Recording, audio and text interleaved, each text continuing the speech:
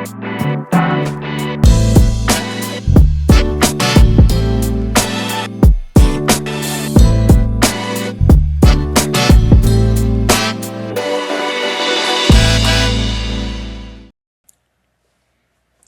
going on? It's your boy Tate Dizay, host and founder of Brother Breathe. I know it's been a minute. Happy summer. We have been traveling. We've been doing so much this summer, and I just wanted to make sure that we fit in a episode for the month of July. As you all know, July is Minority Mental Health Awareness Month. Most people call it BIPOC Mental Health Awareness Month, which stands for Black, Indigenous, People of Color. But what's significant about this month is that it's named after a journalist by the name of B.B. Moore Campbell, who fought her life fighting to get our community's mental health taken seriously.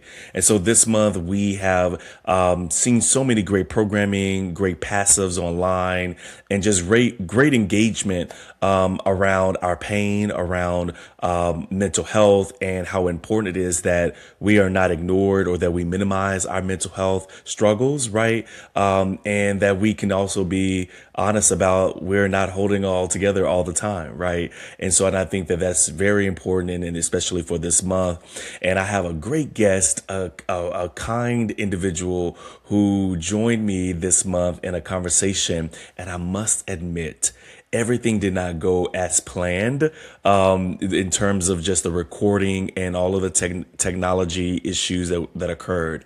So I'm going to play the video because the content was still good. It was still necessary for us to have this conversation.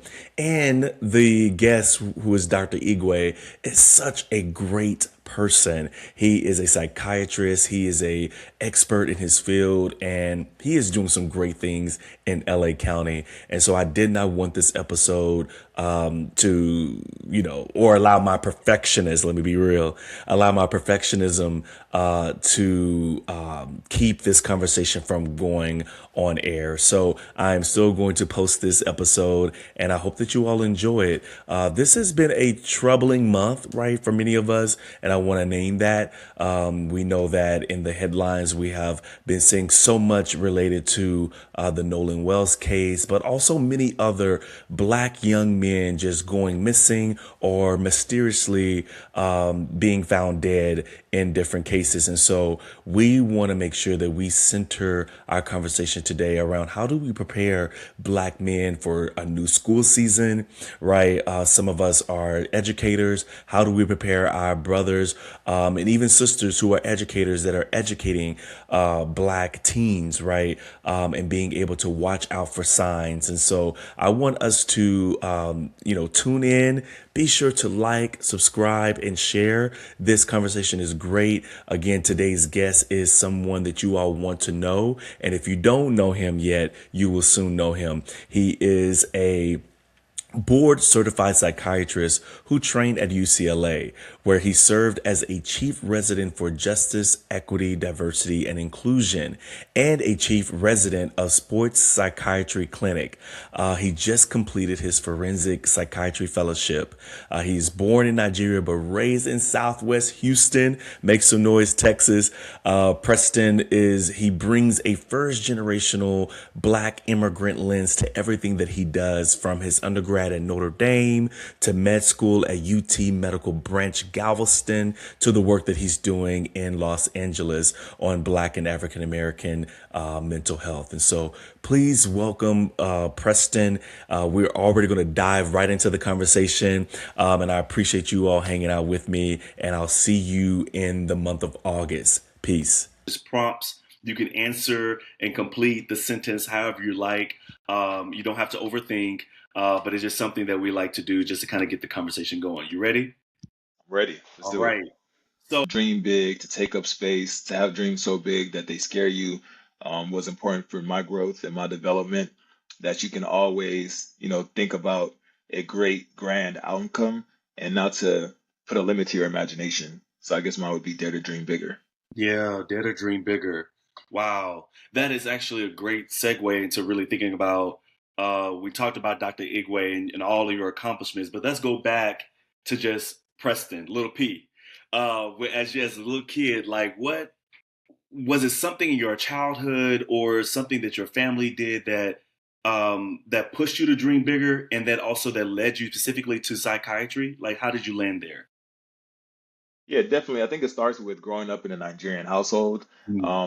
Nigerians were always pushing our kids to excel academically, to try and be the best in their class, to go to college and be lawyer, doctor, engineer, pharmacist. The parents joke that there's really only a few jobs that they really want their kids to go into. Um, and so I think from a very early childhood, my parents would always push me to be as good of a student as I could. They wanted me to go into one of those fields. Eventually, I chose medicine, and I had my own, like, passions and reasons for entering the field as well. And once I got to medical school, I realized that learning about the brain and the mind, learning about neurotransmitters and, our subconscious and all of these other things was super exciting and interesting for me. And that's why I decided to pursue psychiatry, especially Mm. knowing that not a lot of black men go into the mental health fields and psychiatry in particular. So I wanted to be the change I wanted to see. Mm. And what was the response from your family when they, of course, you're a doctor regardless, right? So they probably is still as proud. But what was their response? Were there, because are there other people in your family that are in mental health, or are you the first? I'm really the first. I mean, my Okay. mom was kind of an early exposure to it, working as a nurse assistant in different, psychiatric facilities and hospitals. And that, she'd come home and tell me how her day went and, the different stories that she would have. And so mental health and, was something that I was connected to, but I'm the first to, go on and become a, doctor, first doctor in my family, first person in my family to go to college. And so there's a lot of firsts with me, and my older sister as well. And so, you know, when I first told him I went to psychiatry, I'm not gonna lie, it was like, oh, really? We kind of wanted Mm. you to be a surgeon. But when I Oh, explained wow. it, but when I explained it, especially to with my mom having that experience of working with psychiatrists in her jobs, she loved it. She was like, "Yeah, that's a great field. Psychiatrists have good quality of life. They're happy. You don't have to be stressed Mm. all the time and be on call all the time." So she was with it. My dad took a little bit more convincing, but eventually, he got on board too. That's amazing. Yeah, like first off, I think that it's like you said, like it's a field that you wanted to pursue because you wanted to be the change that you wanted to see. And I mean, that's such a burden to take on though, right? Like when you don't have a lot of examples out there and you are the first to kind of carve out within your, family, your generation, you're carving out this pathway, right? Like how did you deal with the pressures of medical school and also maybe even the pressures you put on yourself? Because I know I have a few friends who are Nigerian and they are not forgiving. I'm like, yo, like take a deep breath. Like you're cool. Like, and like you said, it's ingrained in you all at an early age, doctor, lawyer. If it ain't doctor, I don't want to hear it. Right. Like, and so, and I think that's great to have that, embedded in your culture. But I'm also aware and mindful that there are consequences, right? That are, or repercussions, right? From the pressures that you put on yourself from family to societal. So could you walk us through like what was your self-care process during medical school, and then how did you really arrive to a care plan if you had one? For sure. Definitely started with my faith. I'm a Christian man, Mm. a believer. And so understanding that, God had a plan for me, God has a plan for me, and He'd never leave me or forsake me. And He would make sure that I got to where He wanted me to go. And so always reminding myself that, if it's in His will for me to continue and finish and become the doctor that I want to be, that it's going to happen. Mm. And then to, even at times where I was working very hard, not sleeping a lot, and wondering like if I made the right decision, knowing once again that God didn't bring me this far just to bring me this far, that He was going to see it to fruition. And so that was a big cornerstone for me that I could always lean on. And then it really was my support system with my family and my friends. Though, yes, my parents would put pressure on me, they were also my biggest supporters. So after every exam, I'd go home from Galveston back to Houston and eat some home cooked meals. You know, my Okay. mom would have all that ready, send me back to Galveston with a bunch of leftovers, in Tupperware plates I can keep in my fridge, and, always praying for me before and after the exams. My sister was a huge supporter as well. And so my friends also in medical school that I was going through the trenches with, we would lean on each other, support each other, encourage each other. And I just had a great team around me. So it was able to allow me to keep going. Wow. No, I love that. Community matters. Like you can't go through this, especially a rigorous program like you were part of alone, right? And so hearing you having your family, your friends, your cohort members as well, like being supportive, and I'm sure that Jollof rice kept you going. Like, You know it. Had to. now I You have to know. ask, what is one of your favorite Nigerian restaurants though in Houston? Oh, for sure. My auntie has a restaurant actually in Houston, Southwest Houston, called United Sisters, Auntie Okay. Regina. And, watching that grow from when she first opened it when I was a kid, and it's still being around and lasting now, I don't even know, definitely over 15, 20 years. It's amazing. And, every time I go home and eat her cooking too, like, oh, it's amazing. She caters a lot of the parties that we Okay. do, a lot of weddings and graduations. So if you're in Southwest Houston, hit up United Sisters. United Sister. I'm gonna remember that. I'll be in Houston in a few weeks, so I'm gonna have to put that on my to-do list. But what is considered Southwest Houston? Is like Greens Point? So Southwest Houston, I always say like the part of Southwest Houston I guess the most love is A-Leaf because out of Haley. a lot of artists out of A-Leaf like Travis Scott, Hmm. Lizzo. I think Robert Glasper was is from A-Leaf, so they get a lot of love. But Southwest Houston is bigger. It Okay. encompasses I would say like hmm, like Fondren's and West Airport, West Belfort, those kind of like pockets. It's a little bit north of Sugarland and Stafford area. Um, but like for those in Houston who kind of like know that lower, southwest side, Hmm. they'll know what I'm talking about. Got it. Okay. And I'm in Houston all the time, but like when I tell you I'm geographically challenged when I get to Houston, and I can navigate most American cities, but Houston just is like a big blob to me. And I'm from Texas. I'm a native of Texas, so but it's just so funny to me because every time I be like, I feel like I know Houston, I end up not knowing it. So it's like, but all of my friends and cousins and stuff, they live there, so they're always helpful in giving me direction. But I just love hearing your story because it also humanizes you, right? Like we're often seeing the success, or we see, the Dr. Igwe. We see you in LA and doing the work that you're doing. And I must say, because we met in LA, and I'm now moving. It's been a little bit over a year now that Brother Breathe has been in existence, but I meet a lot of people all the time, and some, right, who are in mental health, they are, cool people on social media,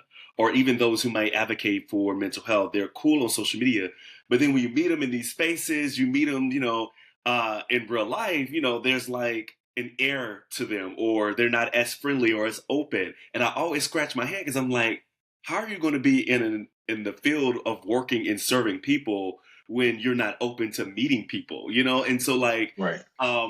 and what stuck with me with you is that you were very kind off the bat, like just very open and very welcoming. And so, and I think that that is so needed, but also very admirable, especially being a psychiatrist. Like you gotta like people, you know what I'm saying? You have Like, to. you know what I'm saying? Yeah. And so I appreciate, but now hearing that you have community coming from your family, all this and that, it seems like you've been kind of conditioned to be, a loving but also open person to meeting people from all walks of life. And so I saw also that you study abroad in London and you did a lot. So I'm curious to know, like, what have you learned from different cultures, and also from in other ways that how people kind of care for their mental health, that you would like to address even in your research or as you grow into your field, on how to really like break those barriers of cultural stigma or whatever it may be. First of all, thank you so much for the kind words. I really appreciate that. I do my best to be interested in people and to be curious about people's stories and where people come from. So I'm glad that's felt and that radiates from me.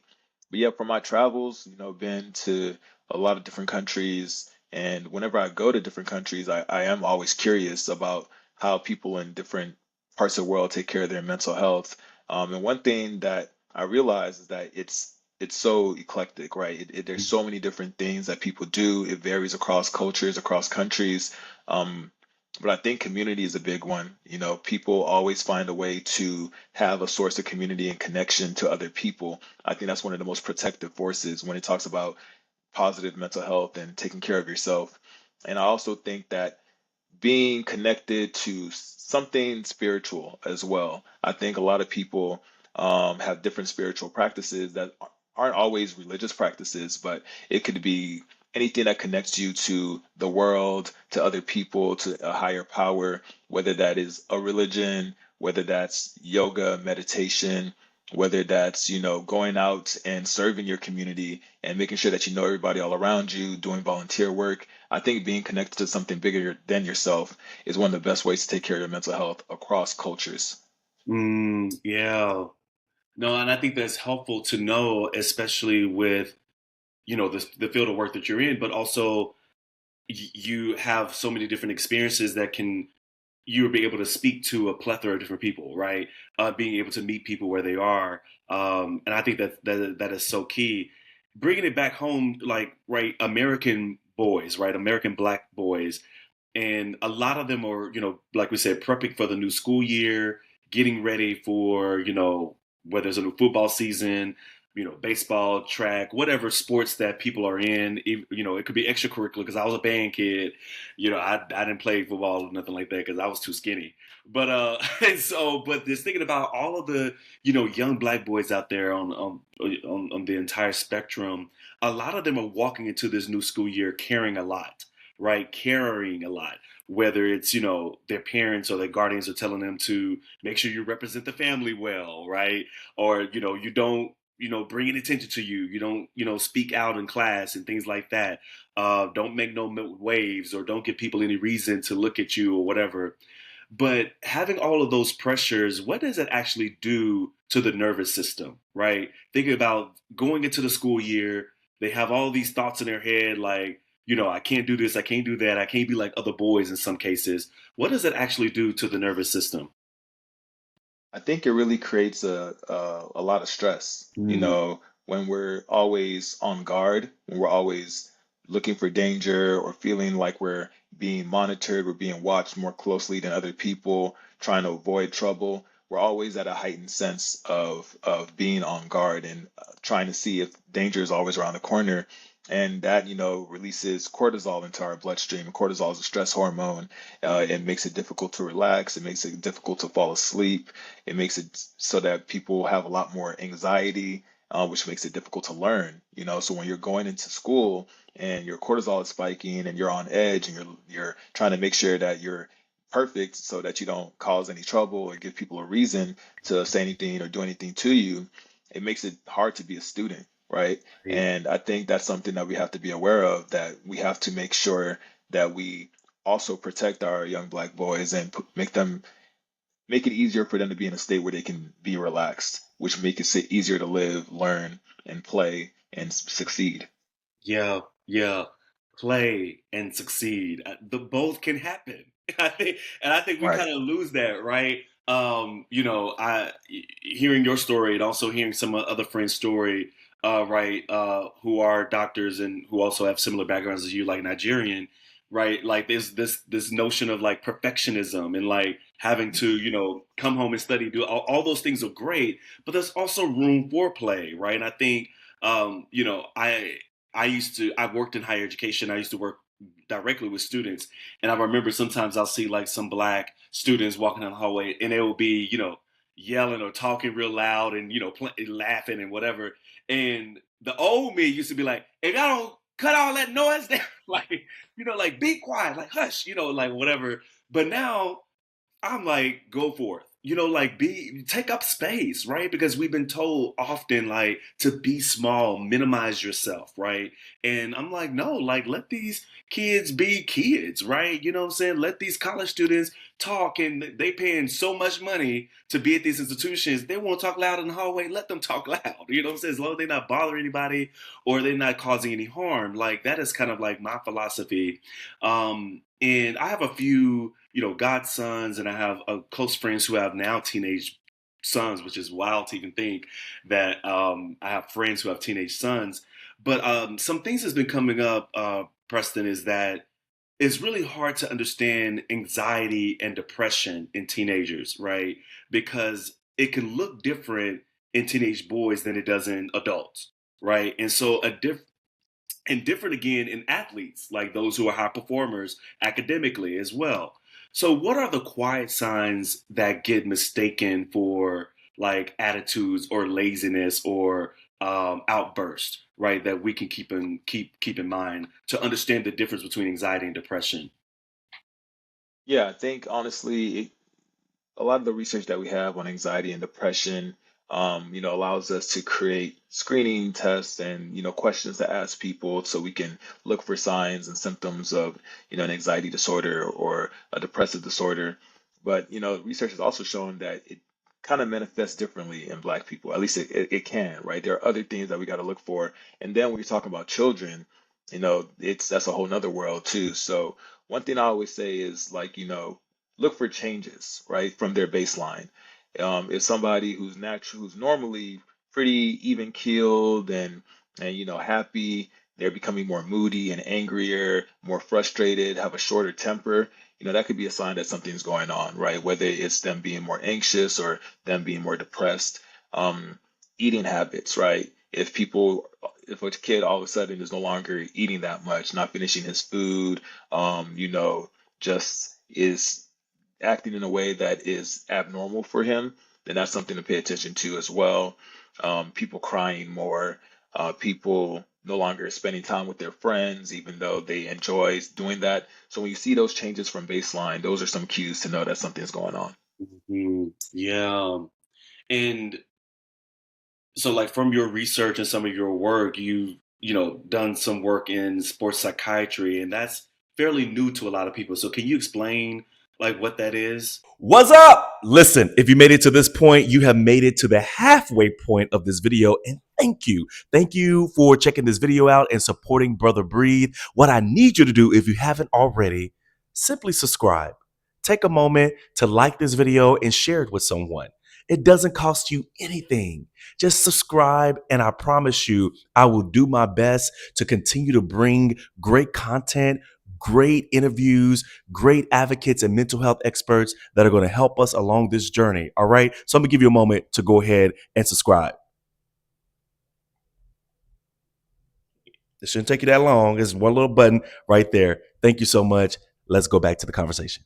From your research and some of your work, you've done some work in sports psychiatry, and that's fairly new to a lot of people. So can you explain like what that is? Definitely. Sports psychiatry is really sports and performance psychiatry, where it's talking about taking care of the mental health of athletes and other high performers. We understand that athletes are under different types of stress than the average person, whether that's a high school athlete, college athlete, or a professional. There is a lot of pressure to perform at their highest. There is a lot of pressure to be mentally tough, right? To put the team above yourself, or if you're in an individual sport, put the sport above anything else in your life, right? And that can cause a lot of behaviors that are unhealthy, and that can cause the person to become more anxious, more depressed, sometimes even suicidal. And we see in the news, I think we've been seeing a lot more often about athletes, whether they're college athletes or pro athletes that have died by suicide. And then we are left asking, how can somebody with so much and so much success and who is so good do that? And I think that lets us know we need to pay more attention to our athletes and what they're going through. Hmm. Absolutely, you hit the nail on the head because there's been a few, black stars, football stars under the age of 25, right? I'm thinking about the college student. I think was it in Houston or LSU? I forget. LSU. Yeah, where he died by suicide, and just thinking about, right, like you have everything going for you, right? Like, why is it that are we missing the signs, or are we ignoring them, or people are just not able to truly identify, or are people not willing to care enough? Like, I've been always grappling with that. Or often, black men seem to be, some black men, right, present to be strong, like they're carrying it well, right? Um, like, what is your thoughts around, like, why is this happening? Because the recent study that came out, I forget what outlet it came out in, but that black men are leading in the suicide rates, right, in America since, I think, what was it, 2023 or something like that. And I may be misquoting, but I'll confirm for sure. But I know that we are leading in that. So it's like, what is happening? What are we missing?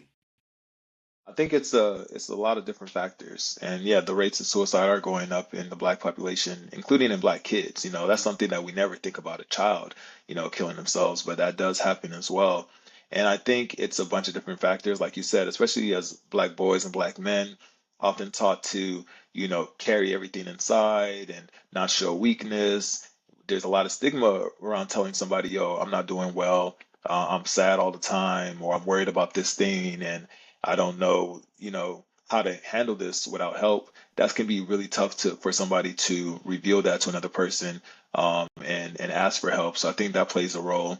And I think with social media also plays a big role, where you can be bullied on the internet, right? People can say terrible things about you. People can tell you to hurt yourself, tell you to kill yourself, especially when you're an athlete and you don't play well, and somebody was gambling, right, and betting on you to do something, and after the game, they're telling you all these different terrible things on Instagram or Twitter. Those things weigh on people, and I think we're not paying enough attention to that. Mm. Pay attention to everything. Like, especially with younger kids who have cell phones and access. I really, and I may get in trouble by saying this, but America is failing our youth when it comes to this social media, right? I mean, the was it is it Canada or the UK? They have parameters, right, around social media usage for those who are under the age of 16, right? And so, like, thinking about the ways that America, the way that we're allowing our youth to just be on social media all day, all doom scrolling, just connected to social media is unhealthy, in my opinion. This is just my opinion. This is not Dr. Igwe talking. This is me. I just find that it is quite alarming, the way that they're so connected to social media. And, because I'm sure I'm a little older than you, but I grew up, before I can remember when cell phones actually came about.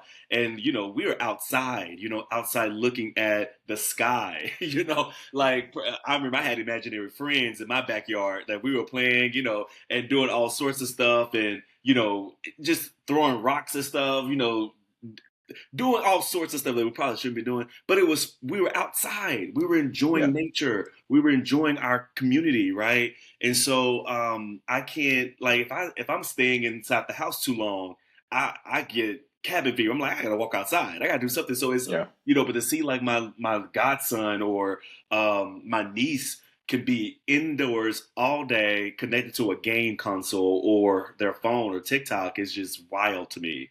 And so just thinking about, right, practices and ways that, well, before I even ask this question, I do want us to highlight, because I don't want people just to assume um, that everyone knows what psychiatry is, right? And the difference between psychiatry and like a mental health therapist or a licensed counselor. Could you give us kind of the definitions and the differences? yeah, definitely. I think it's place to start is to understand that a psychiatrist is a doctor, right? A psychiatrist is a physician. We go to medical school, we learn about the entire human body and how it's connected, and we choose to focus on the brain and the mind, right? So we're able, because we went to medical school, we're able to prescribe medications for depression, anxiety, psychotic disorders, bipolar disorder, you name it. And we're also able to do therapy, and we learn how to do different types of therapies. Um, and so a therapist, somebody who's not a psychiatrist, a therapist can be somebody with a PhD or PsyD, somebody that has an LMFT. somebody that is a licensed clinical social worker. So therapist is like a big umbrella term for all of those individuals. But psychiatrist is someone that can prescribe medications and do therapy and also, treat people with other types of ways like neuromodulation. And there's a whole another domain there. And that's like an MD or a DO or somebody with another type of physician. Hmm. Yeah, I wanted to make sure we highlight that because, I don't want to group everyone together because your specialty, because you can prescribe medicine, right? Yes. Right. So that's the that's the real difference, especially this is so funny. Like now I'm telling my business, but I was looking for a new therapist and on ZocDoc, I accidentally clicked on a psychiatrist, but I really wasn't paying attention until I actually went through the paperwork and then we had the session. And we, show up on Zoom and he's like, yeah, so tell me what medications are you on and things like that. I said, what? I said, now wait a minute. Now I was like, I'm not on any medication or whatever. And he's like, oh, okay. So, what brings you in or whatever? I said, oh, I'm looking for a new therapist or whatever. He's like, oh, well, I'm a psychiatrist, so you signed up for like medication management. And I was like, oh shoot, it pays to read, okay? Like it pays. But ZocDoc got me because ZocDoc was like, because I was looking for a black male therapist, and it was like sending me all these people. But then we ended the conversation very quickly because I was like, I don't think I need a psychiatrist just yet. But I said, I'll keep you on the back burner in case, I need to, seek out your services. But again, like we make mistakes like that all the time. So it's important to know, these differences, from, a family, licensed family and therapist to a licensed psychologist, licensed psychiatrist, and a counselor, right? And so all of those different areas is important. But going back to my former question, I was going to ask is, what are some practices that you would suggest families to put in place so that young people, especially teenagers, can have like a balance, right, of um, in their life, so they're not so connected to social media, they're not so connected to even just like um, their assignments with school, but like there's a sense of balance. Like what does that even look like for a teenager?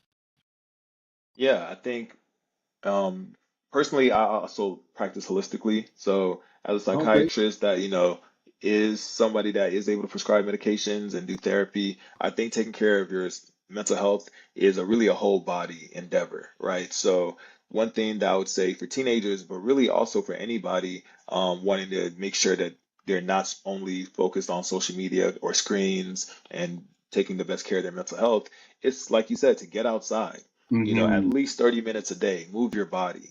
Movement is so important and it helps make us feel better. Like 10 minutes of walking releases different neurotransmitters and different hormones into the blood that will uplift you, that will help you feel happier, help your mood. We know this from doing studies, and we encourage 30 minutes a day at least of some type of movement each day. Get some sunlight.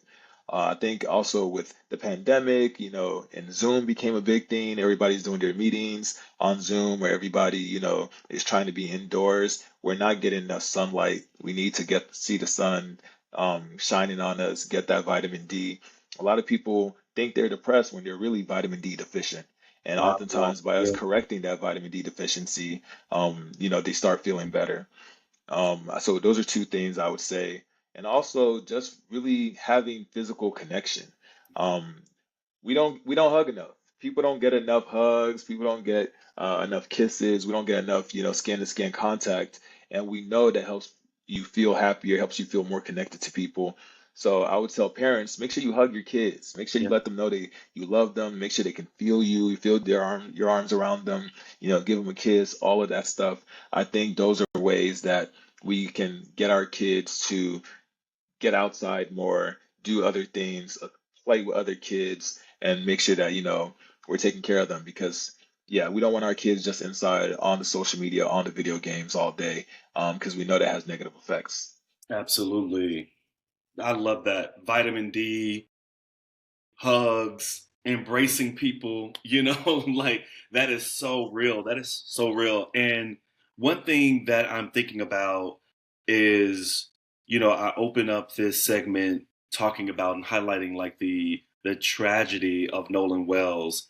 And this has been, like all over our social media and conversations, especially in Black America.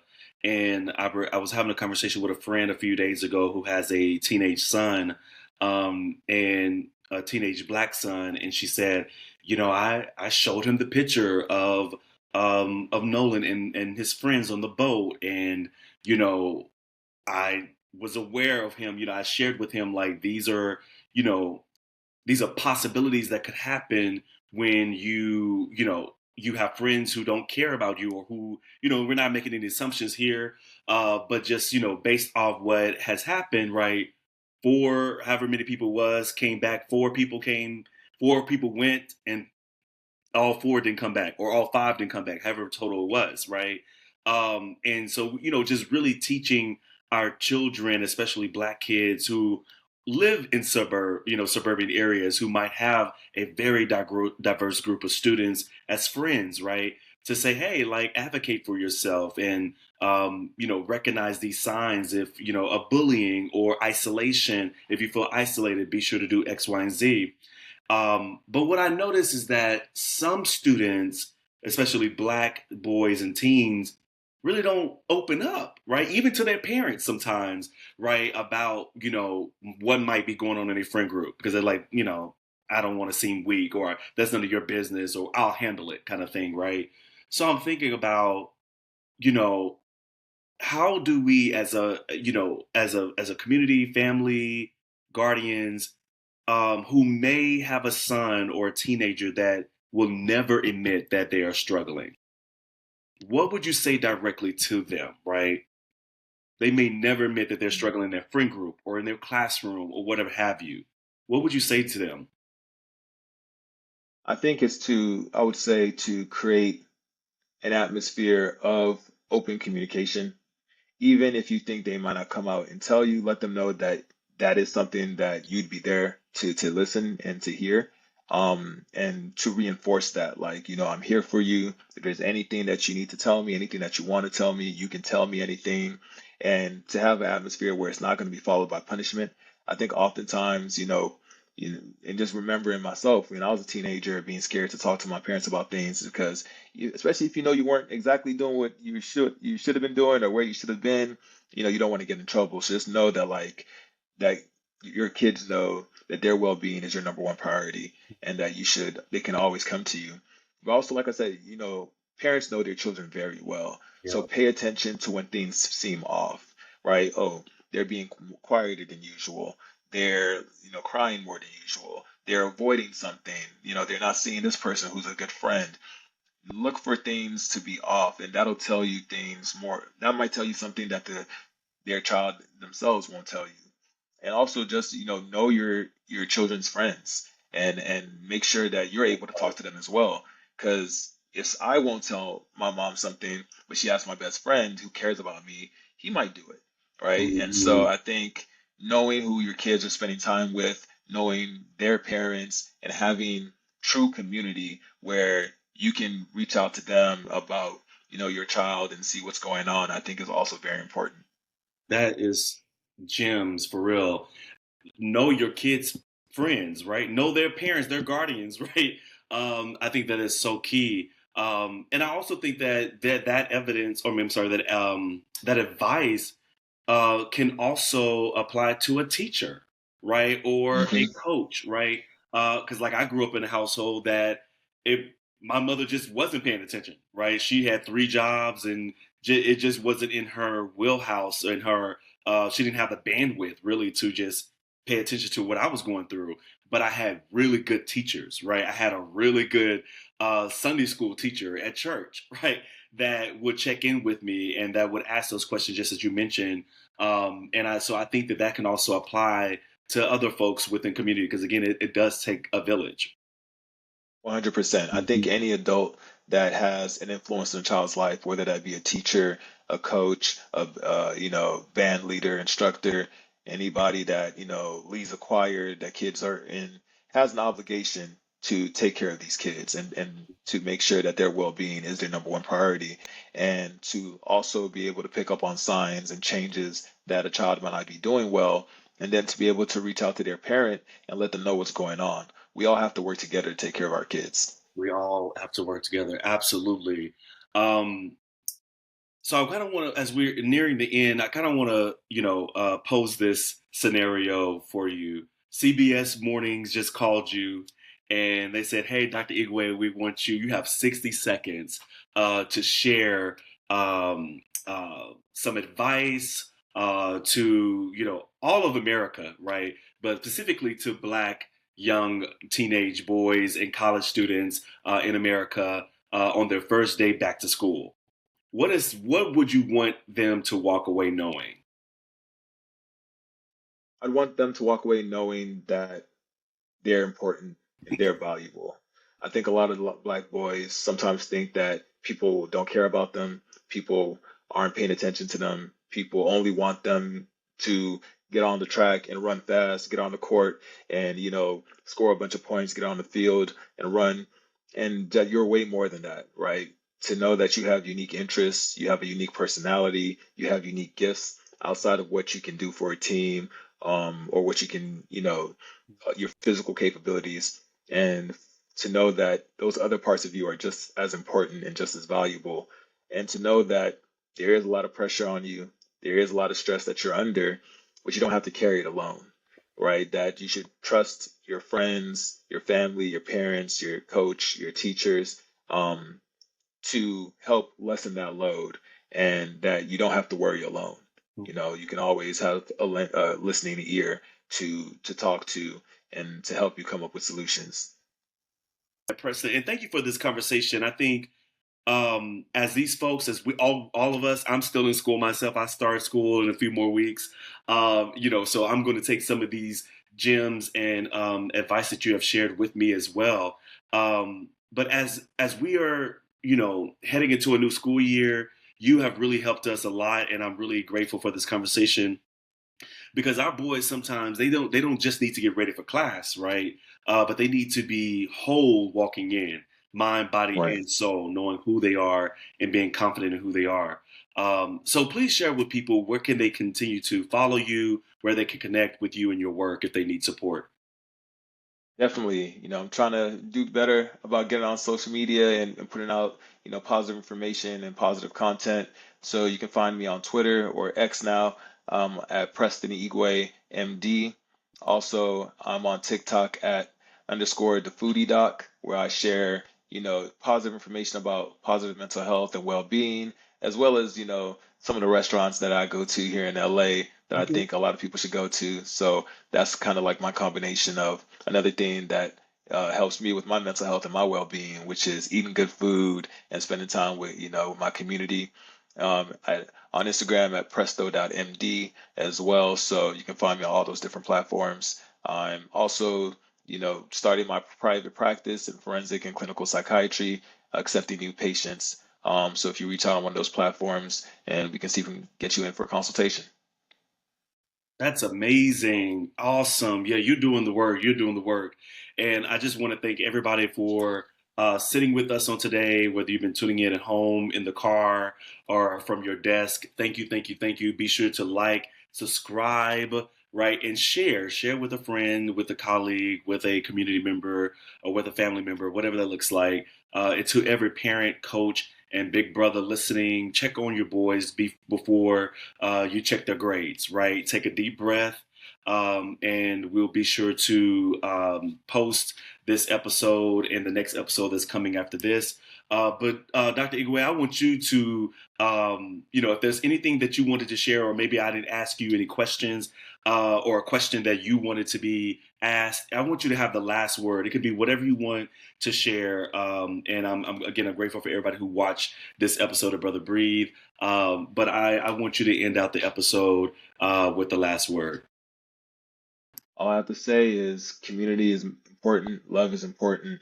Make sure you tell our black young men that you love them, that you love every aspect of them, no matter what they're doing, that they're always going to be in your heart, and have a place that they can be themselves and relax, because I think a lot of us don't get to hear that, and we're always focused on what we can do to earn love, to earn respect, to earn praise. So it's important to know that just by being us, by being who we are, by being human beings, that we're already deserving of all of that. And so just love on your people. Love on your people. Keep breathing, keep healing, and keep becoming. Thank y'all. Take care. Thank you. Thank you all so much for tuning in today's episode. Listen up, Austin, Texas. Brother Breathe is proud to stand behind something special that is coming your way very soon. KRL House is bringing their very first event to the city of Austin, Texas. It's called R&B Tacos. There's going to be good music, good food, and good people all in one room at KRL House. August 9th, 3 p.m. in Austin, Texas. Listen, if you're in Austin or anywhere nearby, this is your invitation. Come on out, come eat, and come vibe, and come support a brand new event built by our community for our community. All right. So for tickets, go to www.rnbtacos.com. That is www.rnbtacos.com. I would love to see you in the building and come out and support. Bring your friends, your family members, your neighbors, everybody. All right. And remember, keep breathing, keep healing, and keep becoming.